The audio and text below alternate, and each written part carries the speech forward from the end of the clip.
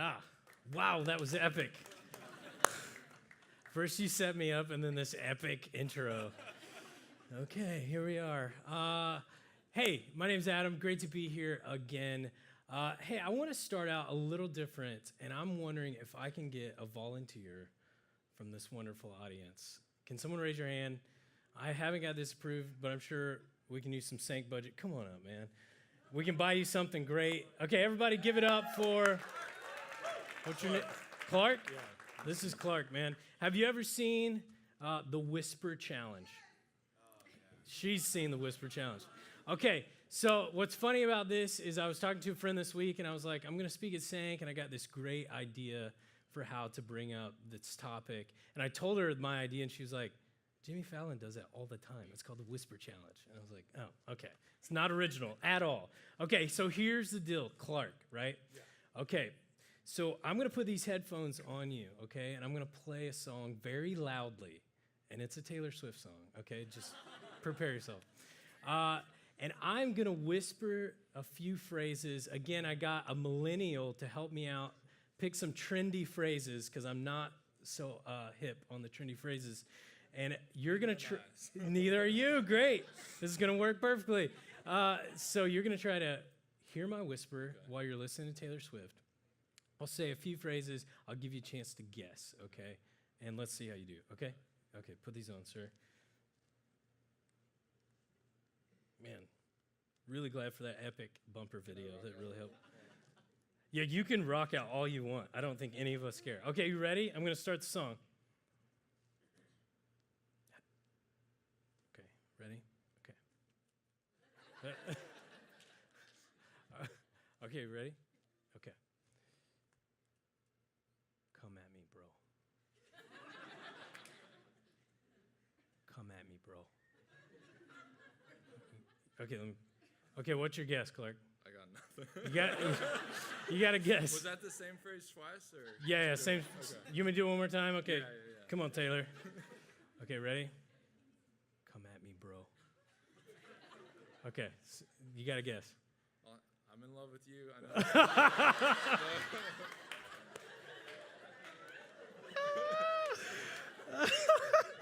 know. Okay. No, that was not it. It was come at me, bro. That was a good guess, man. Good guess. Okay, let's do another one. Let's hurry up and go to the next one. Okay, here we go. Ready?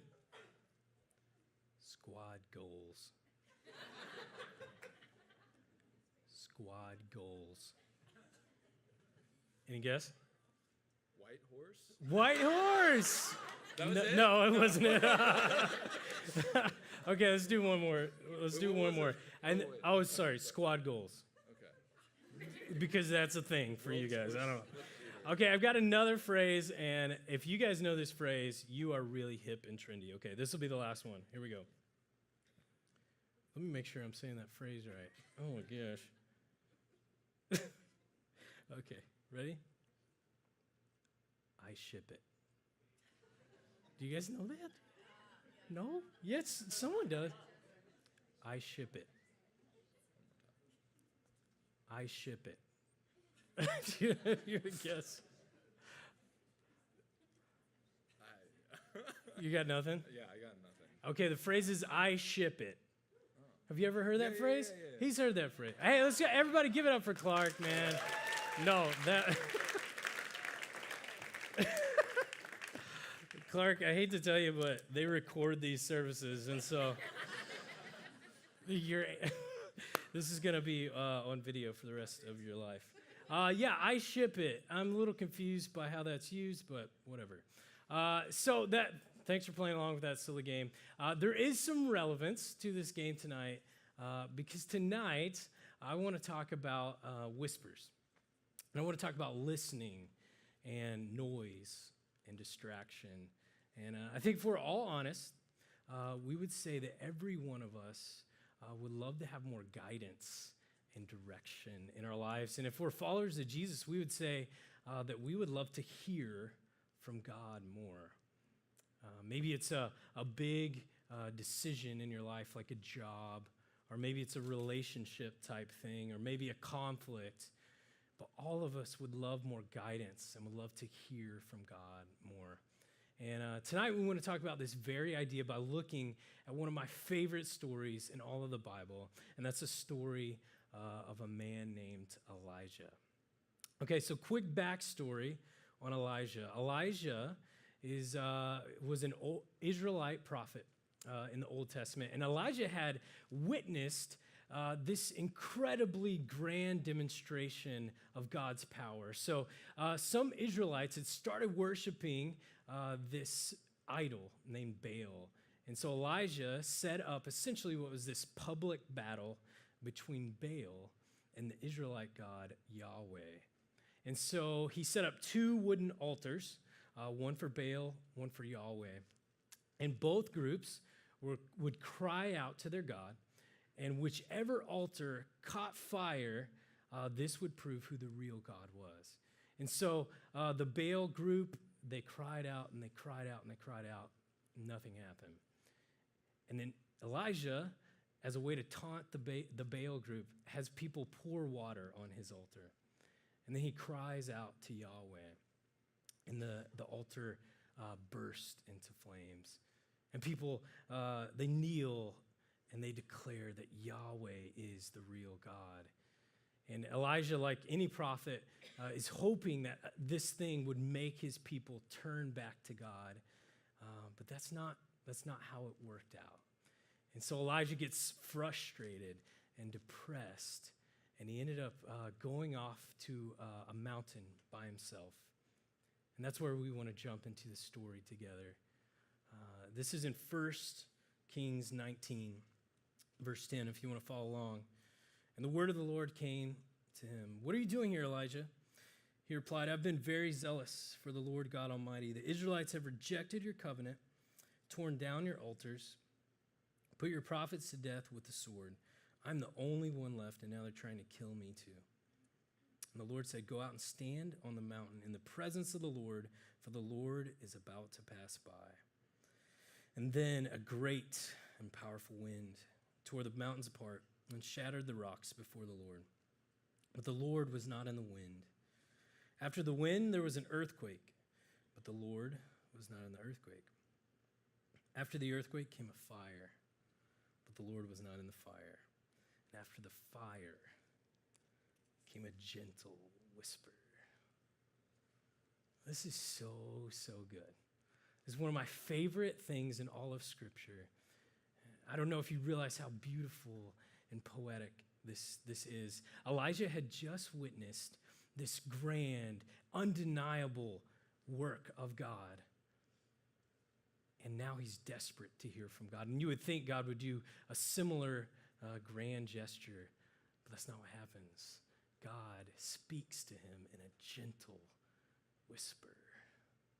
One of my favorite translations is from the King James Version, and it says, "God spoke in a still, small voice." The all-powerful, divine voice of God that spoke the universe into existence didn't come in an earthquake or a storm or a fire, but came in a still, small voice. And this is beautiful, and this is a provocative story.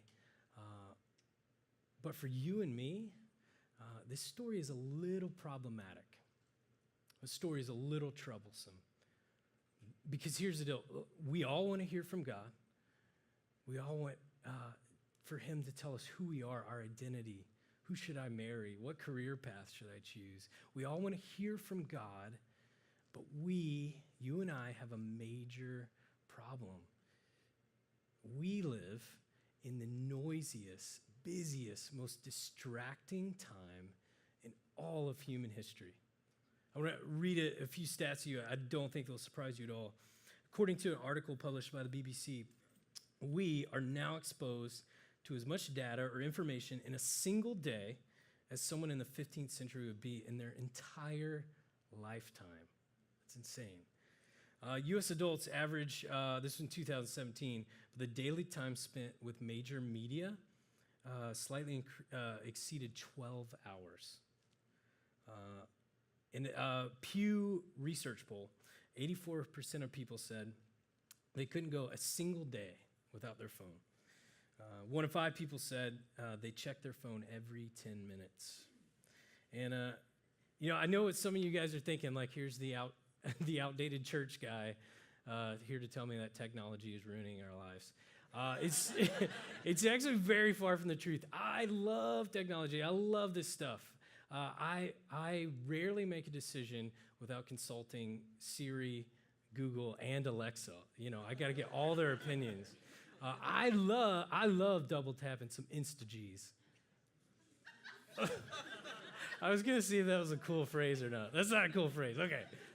Scratch that. I didn't say that. Man, I'm an Apple fanboy. I love Hulu. I love Netflix. I love Uber.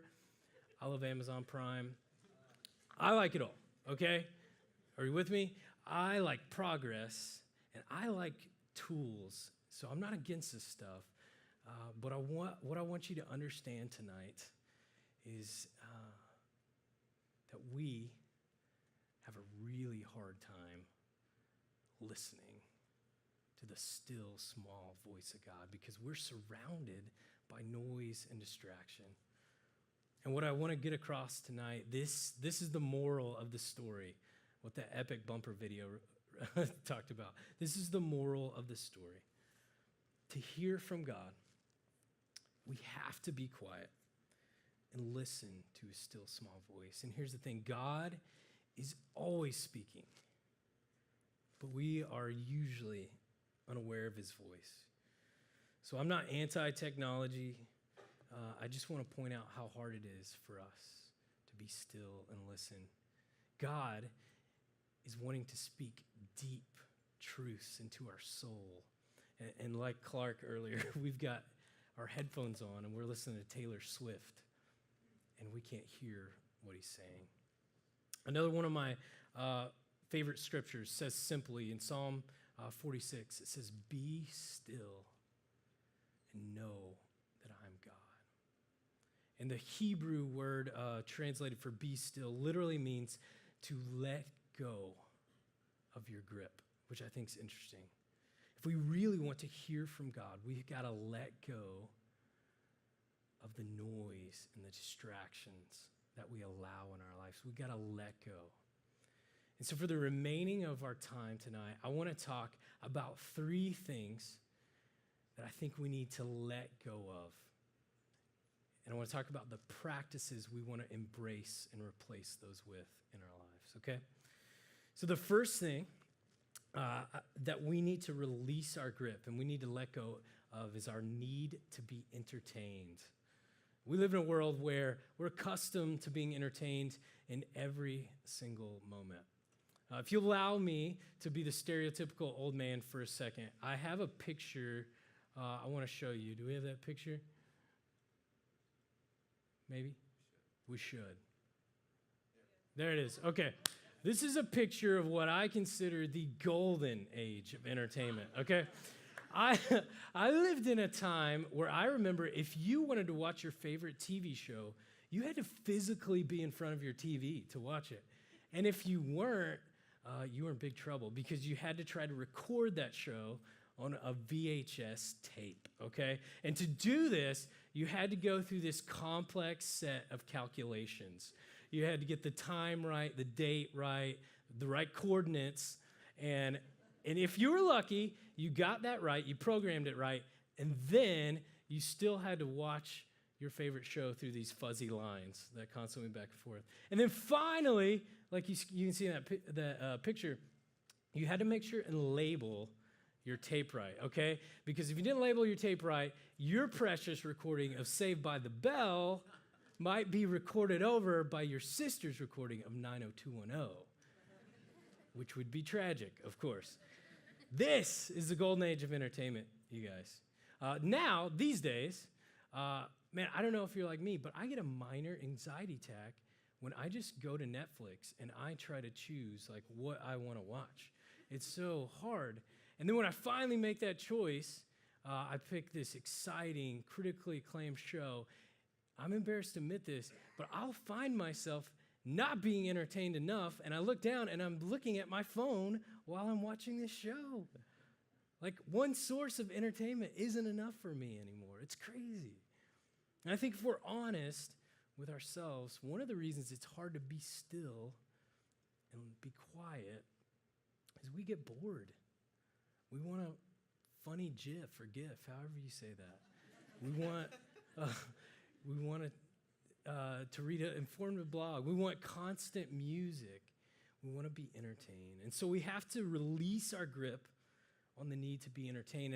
And what I think we need to embrace and replace this with is the practice of solitude and meditation. One of my favorite authors, Ruth Haley Barton, says this: "We are starved for quiet, to hear the sound of sheer silence that is the presence of God himself. And solitude is the practice of separating yourself from entertainment and noise and just being alone, your soul, with the sheer silence that is the presence of God himself." Just like any spiritual practice, this is really hard, especially for us in our day. But this is vital for us to learn how to release this need for constant entertainment and learn how to be alone with God. So that's the first thing. The second thing I think we need to release our grip on is our need to avoid, our need for avoidance. See, when we're still and we're quiet, we're forced to deal with our internal issues and our emotional issues.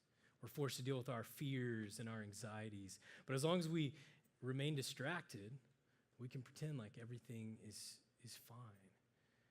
And so the way that we release this grip on avoidance is we embrace what I would call prayer and soul inventory or inventory prayer. Now, this is something I've started doing recently. One of my favorite practices right now, I'm a father of young kids, and so I never sleep. And so I wake up early in the morning, and I immediately start journaling. I journal 3 pages. And these words are prayers to God, and it's a way for me to inventory what's happening in my soul. And so I take what's happening in my soul